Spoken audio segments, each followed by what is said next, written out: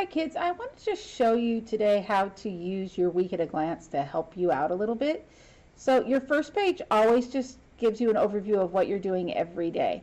But when you go to the second page, this is our word wall for the unit, and this is some helpful visuals to help you when you're doing your assignments. So right now we're learning about opposites this week and absolute value this week. So these pictures, once I explain it to you, will make sense.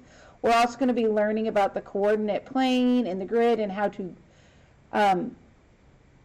graph points on a coordinate plane. So these pictures will help remind you of what order they go and which axis is which.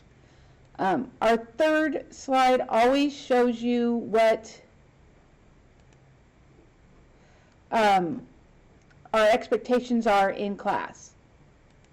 And then when you go to Monday, it always tells you what we're learning, why we're learning it, and what you have to do. So you can look here and you can look on Google Classroom, and it's that way for every day of the week.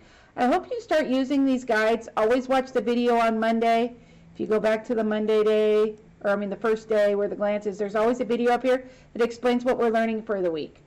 Please start watching the videos when I attach them. They will help you.